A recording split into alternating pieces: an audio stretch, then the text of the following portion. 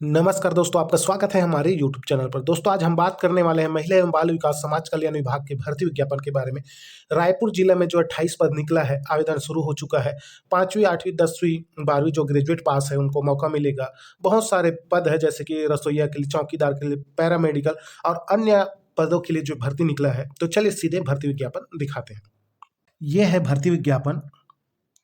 दोस्तों, मिशन वात्सल्य योजना अंतर्गत गैर शासकीय संस्था द्वारा संचालित बाल देख रेख संस्थाओं के शासकीय संस्था के रूप में संचालन हेतु संविदा के विभिन्न पदों पर भर्ती हेतु विज्ञापन निकला है। ठीक है, मैंने फुल वीडियो बनाया था, लेकिन सभी जिलों का बनाया था, लेकिन आप लोगों के कमेंट के अनुसार जो मैं हर एक जिले का बनाने वाला हूँ। अभी रायपुर का आएगा, कुछ समय बाद बिलासपुर, दुर्ग का भी अपलोड हो जाएगा। यहाँ पर जो है आपको आवेदन जो है 12/1/2026 तक करना है। और नीचे देख लीजिए, मैं रायपुर का आपको पोस्ट दिखा देता हूँ। ये है जिला रायपुर का पद। इसमें जो है रायपुर शासकीय बाल गृह बालक क्षमता 50 सीट है। वहां पर जो पद है, परामर्शदाता के लिए एक पद है, एसटी के लिए, परिवीक्षाधिकारी के लिए एक पद है, हाउस फादर के लिए एक पद यूआर में है और एक पद एससी के लिए है, पैरामेडिकल स्टाफ एक पद एसटी के लिए है, स्टोर कीपर सह लेखापाल के लिए एक पद है, एजुकेटर के लिए एक पद है, पीटी अनुदेशक सहयोग शिक्षक के लिए एक पद है, आर्ट एवं क्राफ्टिंग संगीत शिक्षक के लिए भी एक पद है। नीचे जैसे आए तो यहाँ पर भी रसोइया, चौकीदार, रसोइया का है, सहायक सह चौकीदार, हाउस कीपर के लिए भी, जैसे कि रसोई के लिए एक पद यूआर में है, एक पद एसटी में है, एक पद चौकीदार के लिए एससी में है। टोटल यहाँ पर 14 पोस्ट है। नीचे जैसे आए तो बाल गृह के लिए भी यहाँ पर 13 पद निकला है। 14 और 13 हो गया 27, एक पद और नीचे है, ये भी सेम है, सेम पद है। इनमें सभी में यूआर में निकला है पद, देख लीजिए। और एक पद जो है हाउस फादर का ओबीसी में निकला है। बाकी सभी पोस्ट जो यूआर में निकला है, इसमें सभी अप्लाई कर सकते हैं। ये है उसका वेतन लेवल। और नीचे एक पद जो है मैंने दिखाया था, रायपुर खुला आश्रय गृह का है, सामाजिक कार्यकर्ता के लिए है, एससी। एक पद महिला के लिए निकला है, इसका वेतन 18,536 है। अब भर्ती प्रक्रिया कैसा होगा उसको देख लेते हैं। शैक्षणिक योग्यता की बात किया जाए, परामर्शदाता के लिए जो स्नातक चाहिए, ये सभी फील्ड दिया है, समाज कार्य, समाज शास्त्र, मनोवैज्ञानिक, जन स्वास्थ्य, काउंसलिंग में स्नातक एवं काउंसलिंग में संचार में पीजी डिप्लोमा होना चाहिए। अनिवार्य कौशल योग्यता की बात किया जाए, आपको कंप्यूटर में कार्य करने की दक्षता होना चाहिए, मतलब सक्षम होना चाहिए। एमएस ऑफिस, कंप्यूटर, वेब है। अनुभव भी होना चाहिए। महिला एवं बाल विकास के क्षेत्र में सरकार या फिर एनजीओ के साथ काम करने का 1 वर्ष का अनुभव होना चाहिए। आपको हिंदी, अंग्रेजी भाषा का ज्ञान होना चाहिए। ये इसका परामर्शदाता के लिए शैक्षणिक योग्यता है।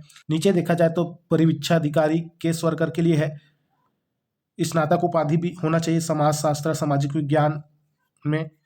और कौशल की बात किया जाए, एमएस ऑफिस, कंप्यूटर का दक्षता होना चाहिए। और 2 वर्ष का अनुभव भी मांगा गया है, महिला एवं बाल विकास के क्षेत्र में मांगा गया है। हिंदी एवं अंग्रेजी भाषा का ज्ञान होना चाहिए। हाउस मदर या फिर हाउस फादर के लिए भी स्नातक मांगा गया है। सब्जेक्ट समाज शास्त्र, मनोविज्ञान, समाज विज्ञान, विधि या समकक्ष में। कौशल होना चाहिए कंप्यूटर में।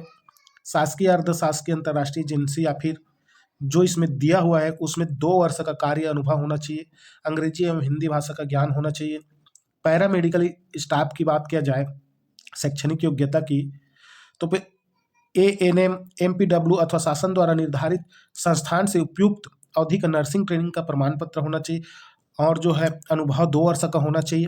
शासकीय, अर्ध शासकीय, निजी चिकित्सालय में। स्टोर कीपर सह लेखापाल की बात किया जाए, स्नातक होना चाहिए। वाणिज्य या फिर अर्थशास्त्र या फिर समकक्ष विषय में स्नातक, सीए या फिर आईसीडब्ल्यू इंटर होना चाहिए। और सक्षम कंप्यूटर में कार्य करने का होना चाहिए। 3 वर्ष का अनुभव होना चाहिए शासकीय, अर्ध शासकीय संस्थान में, चार्टर्ड अकाउंटेंट के फर्म में। अंग्रेजी एवं हिंदी भाषा का ज्ञान होना चाहिए। पीटी अनुदेशक सहयोग शिक्षक की बात किया जाए, 12वीं पास मांगा गया है। योग में डिग्री या फिर डिप्लोमा या फिर बीपेड होना चाहिए। 1 वर्ष का अनुभव मांगा गया है शासकीय या मान्यता प्राप्त अशासकीय शिक्षण संस्थान में पीटी टीचर, योगा प्रशिक्षक के रूप में। अंग्रेजी एवं हिंदी भाषा का ज्ञान होना चाहिए। नीचे आए तो यहाँ पर योग्यता की बात किया जाए, रसोइया के लिए 8वीं पास मांगा गया है। ठीक है। 3 वर्ष का अनुभव होना चाहिए शासकीय, अर्धशासकीय, निजी प्रतिष्ठित संस्थान में। सहायक सह चौकीदार के लिए 5वीं पास योग्यता है, इसमें भी 2 वर्ष का अनुभव मांगा गया है। हाउस कीपर की बात किया जाए तो 5वीं पास योग्यता है, इसमें भी 2 वर्ष का अनुभव मांगा गया है। और सामाजिक कार्यकर्ता की बात किया जाए, इसमें स्नातक मांगा गया है समाज कार्य, समाज शास्त्र, समाज विज्ञान विषय में। ठीक है। कंप्यूटर में सक्षम होना चाहिए, मतलब कार्य करने का। शासकीय अशासकीय संस्थाओं में महिला बाल विकास एवं कल्याण के क्षेत्र में कार्य करने का 2 वर्ष का अनुभव होना चाहिए।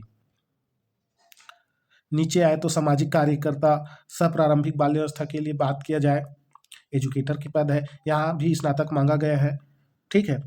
6 वर्ष से कम आयु के बच्चों के क्षेत्र में कार्य करने का 2 वर्ष का अनुभव होना चाहिए।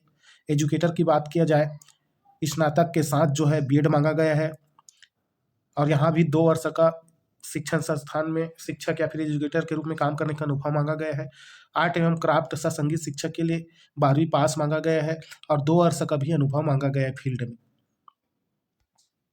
नीचे देख लेते हैं, आयु सीमा की बात किया जाए, यहाँ पर आयु सीमा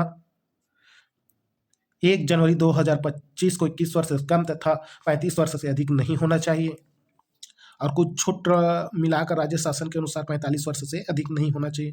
नीचे फॉर्म दिया है, उसके साथ डॉक्यूमेंट जो है डालकर अटेस्टेड स्वयं प्रमाण कर भेजना होगा। ठीक है। और इस फॉर्म को डालने के लिए छत्तीसगढ़ के स्थानीय निवासी होना अनिवार्य है। नीचे देखा जाए तो फिर यहाँ पर इंपॉर्टेंट अनुभव के संबंध में निर्देश दिया है। अभ्यर्थी को संबंधित संस्था के नियोक्ता द्वारा जारी पूर्णकालिक अनुभव प्रमाण पत्र मान्य होंगे। किसी भी प्रकार का स्वैच्छिक सेवा का प्रमाण पत्र अनुभव के रूप में मान्य नहीं किया जाएगा। स्वैच्छिक सेवा का प्रमाण पत्र। ठीक है। आवेदन के साथ संलग्न अनुभव प्रमाण पत्र में उल्लेखित अवधि यथा दिनांक, माह, वर्ष का स्पष्ट उल्लेख होना चाहिए। अनुभव प्रमाण पत्र में पृथक पृथक पद हेतु अनुभव का पृथक अवधि व पद वाली स्पष्ट रूप से उल्लेख होना चाहिए। जैसे कि कोई रसोइया का कार्य करता है तो उसको रसोइया का अलग वर्ष का होना चाहिए, और कंप्यूटर का कार्य करते हैं तो उसका अलग वर्ष का होना चाहिए, सेम नहीं होना चाहिए। कहने का मतलब यही है। शासकीय अर्धशासकीय संस्थाओं में कार्यरत कर्मचारियों को अपने आवेदन पत्र को नियोक्ता के अनापत्ति प्रमाण पत्र सहित प्रस्तुत किया जाना चाहिए। अगर जो कार्यरत है उसको जो है अनापत्ति प्रमाण पत्र सहित प्रस्तुत किया जाना अनिवार्य होगा, अन्यथा आवेदन पत्र पर विचारणीय नहीं होगा, बोल रहे हैं। ठीक है। यह अनुभव की बात है। और यहाँ पर जो है चयन कैसा होगा, शैक्षणिक योग्यता के प्राप्त अंक के अनुसार होगा, और इसमें जो 20 नंबर का जो है आपको साक्षात्कार लिया जाएगा।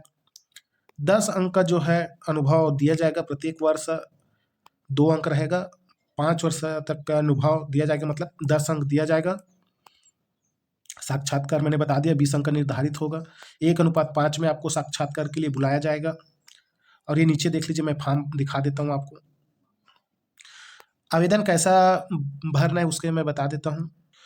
आवेदन पत्र निर्धारित प्रारूप में जमा किए जाए। अपूर्ण, अस्पष्ट एवं त्रुटिपूर्ण आवेदन पत्र अमान्य कर दिए जाएंगे एवं इस संबंध में अभ्यर्थियों का कोई सूचना नहीं दी जाएगी।